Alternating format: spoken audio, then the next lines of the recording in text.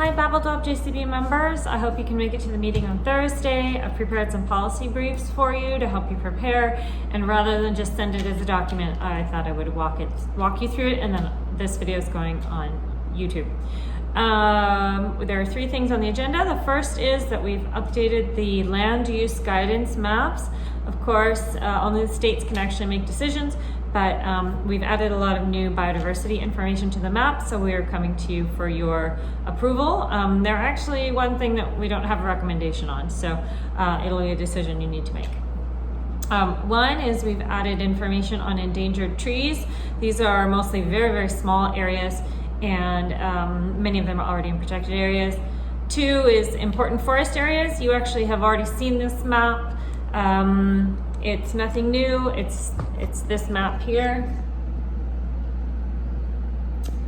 and you actually approved it for use as part of the housing, but we just haven't been able to add it to the map until now. Another thing, hold on, let me show you. Endangered plants, we've gotten some technical expertise. That's the list of endangered plants that have been mapped. Let's see, what else? One thing that we've been asked to include, and we're bringing it to you for your guidance, is important bird areas.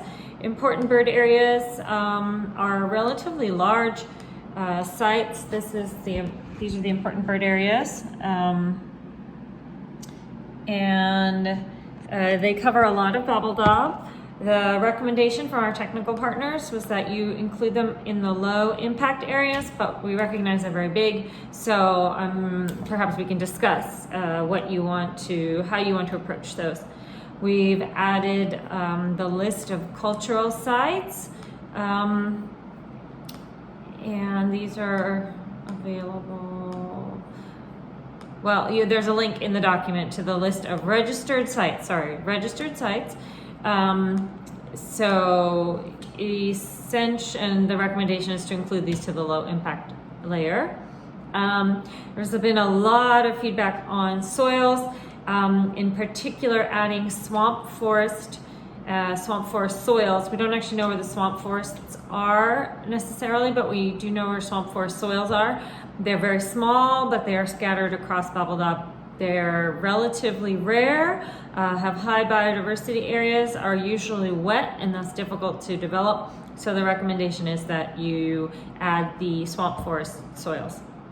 And then we have a recommendation to include forest areas. So we have maps of repeated forest areas.